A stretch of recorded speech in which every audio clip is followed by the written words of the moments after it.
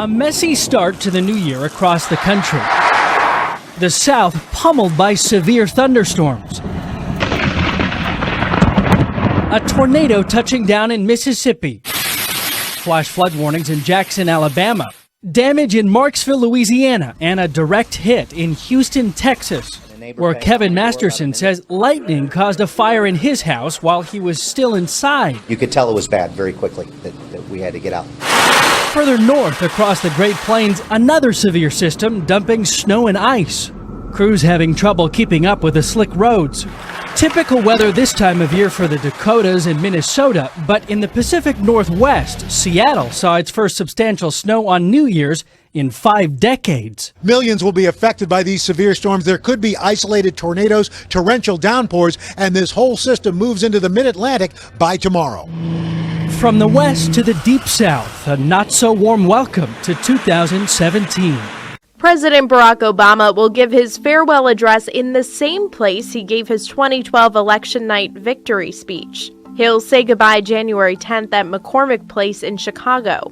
In a note posted on the White House website, Obama said he's just started writing the speech, which will be a chance to say thank you. But we think we have an idea of what he'll say. The 44th president has already gotten sentimental about his 8 years in office. In a series of tweets on New Year's Day, he reflected on what he believes to be his administration's greatest accomplishments. Among those are job growth, clean energy, and the Affordable Care Act, also referred to as Obamacare. That health care legislation is especially important to Obama. He's spending one of his last days in office meeting with Democratic legislators to figure out how to stop President-elect Donald Trump and the Republican-led Congress from repealing and replacing it. Obama also said his farewell address would offer some thoughts on where we all go from here. That could give him another opportunity to give the new administration some subtle parting advice. If we don't have a strong transatlantic alliance that's standing up for those things, we will be giving to our children a worse world. We will go backwards instead of forwards. Our vulnerability to Russia or any other foreign power is directly related to how divided, partisan, dysfunctional our political process is. Donald Trump plans to repeal a number of President Barack Obama's executive actions on his first day in the White House. On day one, he's going to sign a series of executive orders to do two things. One is repeal a lot of the regulations and actions that have been taken by this administration over the last 8 years that have hampered both economic growth and job creation. That's Trump's press secretary, Sean Spicer, but he didn't tell ABC which executive actions Trump plans to undo, leaving many in the media to speculate. And with over 260 executive orders issued by Obama, there could be a lot Trump wants to change. In an outline of his first 100 days, Trump himself promised to cancel every unconstitutional executive action, memorandum, and order issued by President Obama. The speed of Trump's potential action could be noteworthy. About 1 week earlier, former Speaker of the House Newt Gingrich predicted Trump may revoke up to 70% of Obama's executive orders within his first days as president. A new warning about persecution of Christians around the world in 2017.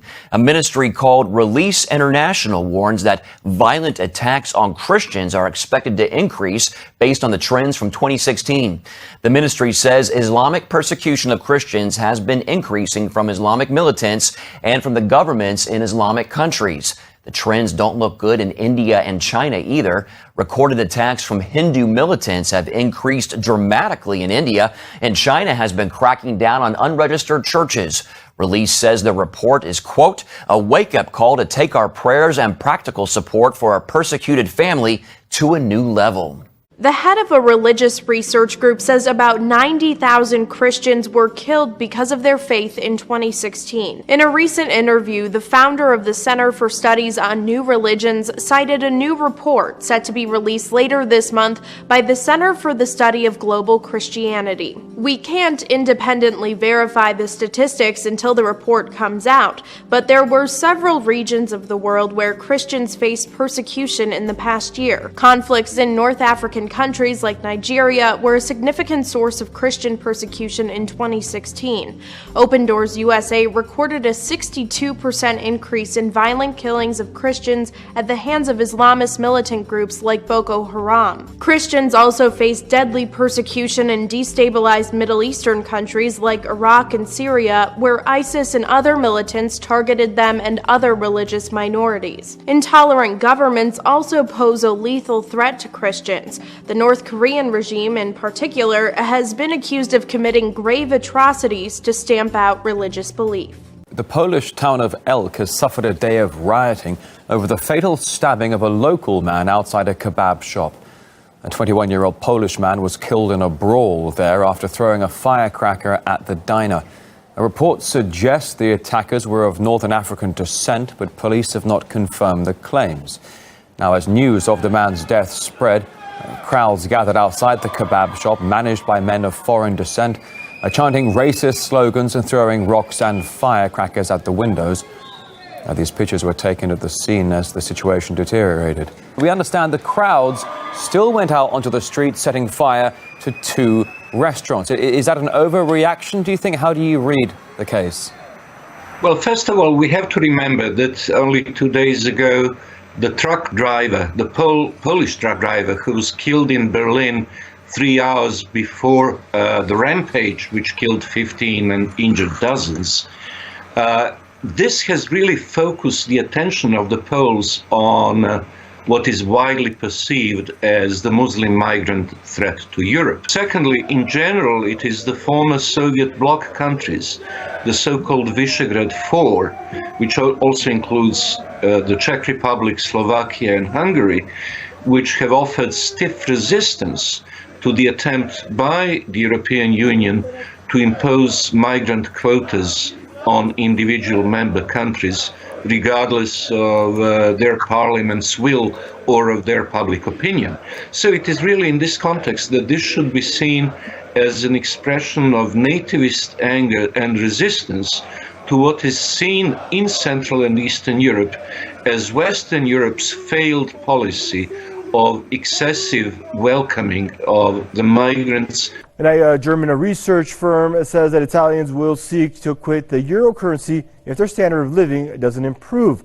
Now, IFO Chief Clemens Fuess said the standard of living in Italy has remained the same since 2000, and if the situation is not changed, then Italians will choose to leave the Eurozone.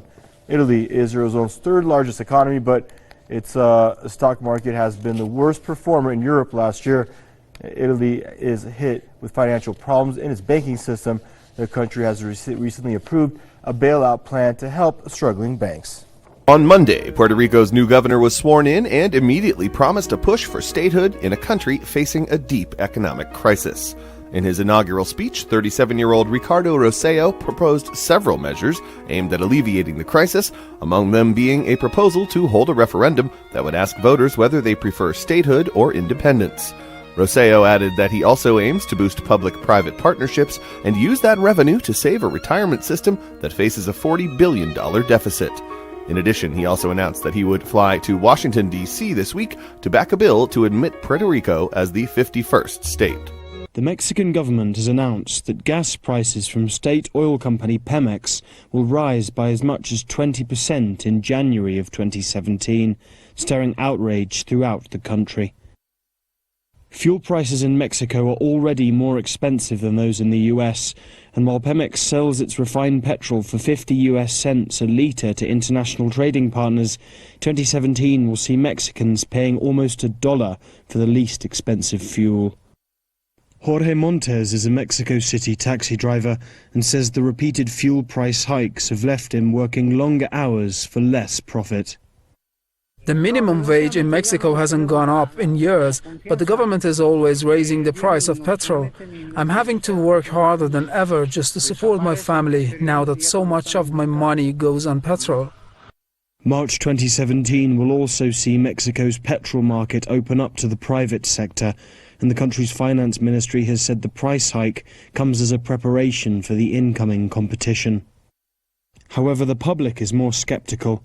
The 2014 crash in oil prices saw no drop in Pemex rates, and many Mexicans blame the rising prices on institutional corruption. This country is rich in petrol, yet we pay more at the pump than nations that import fuel. This impunity needs to stop.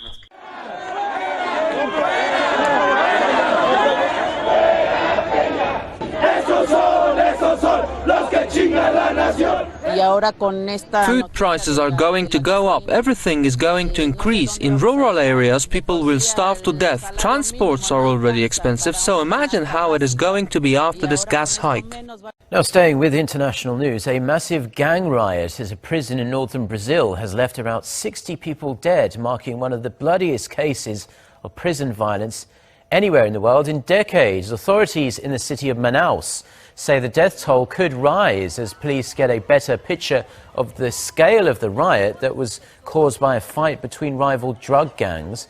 The rebellion included decapitated bodies being thrown over the prison walls, and it lasted for 17 hours. It ended after prisoners gave up their weapons and freed hostages. Brazil has the fourth largest prison population in the world, and the jail in question was holding more than 1,200 inmates. Islamic State militants have claimed responsibility for the New Year's Eve massacre at an Istanbul nightclub that killed 39 people. In a statement released through its Amaq news agency on Monday, the Islamic State group said the attack was carried out by a heroic soldier of the caliphate. It said the attacker was following the orders of the group's leader. At a cabinet meeting in Ankara, Turkey's deputy prime minister said the authorities are getting closer to identifying the suspect. He also stated that the Turkish government is cracking down on provocative social media accounts, adding that people posting pro-terrorism messages will face the full force of the law. A massive manhunt is still underway, and police are looking into whether the killer belongs to the same cell that attacked Istanbul's airport in June last year. Turkish authorities have released several pictures of the suspect and said they have made 12 arrests so far. Local media reports say the suspect may have been from Uzbekistan or Kyrgyzstan. The nightclub massacre marks the 19th major terror attack on Turkey since 2015. Al-Shabaab has claimed responsibility for 2 suicide car bombs that killed at least 20 people near Mogadishu's main airport. One exploded at a checkpoint outside an African Union base and another at a nearby gate. Nearby, civilian buildings were also damaged. Al-Shabaab says one of its targets was the nearby Hotel Peace, where AU leaders met last year to discuss solutions to the ongoing fight against Al-Shabaab in Somalia. Mangled carcass of a blown-up bus in Baghdad is casually inspected by some and angrily cursed by others. Who is responsible for that? Who? Only young people are killed, are wounded. Why does it happen? There was a similar scene at a fruit and vegetable market in Sadr city. It's a place where labourers mill about during the day, and a group of 9 women were passing in a minivan at the wrong time. A while later, in the car park of a hospital in the same city, came another blast. 3 attacks in just a few hours, targeting Shia Muslims. All coordinated and coming on the same day as a visit by the French President François Hollande. He's in Iraq to talk terrorism, mainly Daesh, and the same group that claimed responsibility for the triple bombings. After his meetings in Baghdad, Hollande visited the self-governing Kurdish region in the north to meet French troops and local officials. It's a visit designed to make France and Iraq safer, something that's come too late for Monday's dead and injured. France's President François Hollande has arrived in the Iraqi capital Baghdad to meet French troops helping government forces battle against Islamic State. And it came just days after the resumption of a large-scale offensive on Mosul, which remains a key ISIL stronghold. However, experts fear the military operation could lead to a bigger problem, even bigger than Islamic State itself. For example, that of the Mosul Dam. It is Iraq's largest. It's already in pretty poor condition. And with the battle for the barrier wall now ongoing, the offensive could destroy it, ultimately causing it to collapse. Well, and this could, I suppose, at the end of the day, have devastating consequences for the country if the worst comes to the worst. Now, the dam is about 60 kilometers north of the city. It's the 4th largest in the entire Middle East. It holds enormous amounts of water, but has been slowly falling apart for some time. Now, if the barrier wall collapses, the city of Mosul could even be destroyed within hours, with the lives of almost 1.5 million citizens under threat. Some scientists even compare the potential damage to that from a nuclear bomb. It's not easy for the engineers to work and carry out the maintenance work, which needs heavy equipment and injection underneath it. And that's a very, very dangerous situation indeed. Unless it clears some kind of secure environment around the dam in order for the engineers to continue the work, it could be a real disaster there and a lot of people could lose their lives. Foreign-backed militants have attacked electricity towers near the Syrian capital Damascus, causing blackouts. Local media said the terrorists from the al-Nusra Front were behind the attack. The power cuts have been reported in Quneitra region. The al-Nusra Front is known as an affiliate of al-Qaeda terrorist organization. The group, along with Daesh, has been excluded from the current ceasefire in Syria, which has been brokered by Russia and Turkey. In a fairly shocking report, the Institute for National Security Studies, or INSS, says that the Lebanese terror group Hezbollah remains the most serious conventional threat that Israel is facing today. The report was submitted to Israeli President Rivlin earlier today and details how Hezbollah is in possession of rockets that can reach anywhere in the Jewish state, precision-guided missiles, attack drones, suicide drones, ground-to-air defense systems, and of course a lot of militarily trained manpower. The report goes on to describe how Hamas, while enjoying a period of respite since the 2014 Gaza war, is building up arms in an apparent preparation for another conflict with Israel. With respect to dealing with Hezbollah, however, the Institute advised increasing intelligence efforts and continuing to disrupt Hezbollah's supply lines. The advice for dealing with Iran was a little bit more difficult. At the moment, Iran is not the biggest existential threat to the Jewish state, but Iran's funding of paramilitaries is a growing issue, and the possibility of dealing with a nuclear-powered enemy state is allegedly just over the horizon.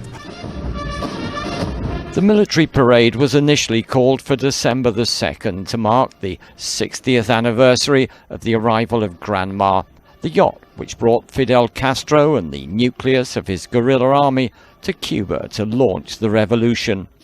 The parade was postponed after Fidel Castro died. Now it's become a tribute to him. Taking the salute, President Raul Castro was also aboard the Granma, as was Vice President Ramiro Valdez standing beside him. The event was also intended to send a message to the United States that Cuba is in no mood to compromise as it awaits the arrival of President-elect Donald Trump. Cuba will not renounce any of its principles or concessions to its sovereignty and independence. It will not yield its defense of the revolution and its anti-imperialist ideals. At its peak, the Cuban army was 300,000 strong, a battle-hardened combat force which in the 1970s and 80s fought in the independence wars in Africa. Today it shrunk to around 45,000 personnel. The military is no longer the fighting force it once was, but today it does play a powerful role in the Cuban economy. Dozens of South Korean Army artillery units have been taking part in a large-scale drill on the inter-Korean border. The exercises serve the purpose of sending a strong warning to Pyongyang that any attack will come at a price. North Korea fires off hundreds of artillery rounds into the south, damaging several South Korean military bases. Within seconds, South Korea's counter-artillery radar detects the origin of the shots. Dozens of tanks, including homegrown K9 heavy artillery units, take aim at the designated targets and fire off hundreds of artillery rounds. Bullseye. The targets are totally demolished. This is all part of counter-target exercise undertaken by the South Korean Army's artillery unit on Monday to better prepare against artillery attacks from the north. The South Korean military says the drills are to warn Pyongyang that Seoul is ready to counter any threats from the regime. 38 Army artillery units nationwide with 35 K9 self-propelled heavy artillery and over 150 other tanks took part in the drills. Last year, Ed Gernon adopted a dog named Rex. The shepherd mix was feral. He was dangerous. I mean, he fought with other dogs and he killed cats. He was an animal that had learned to live on the streets and to survive by his own hunting ability, I guess. So you can imagine the shock when one afternoon, just a month after his adoption, Rex became the rescuer. And he suddenly stopped and he would not move. Saving a tiny and very sick hummingbird. I mean, it's tiny. And it's dead, as far as I'm aware. It's covered in ants. It's got no feathers. Here's the other twist in this story. This is the hummingbird now.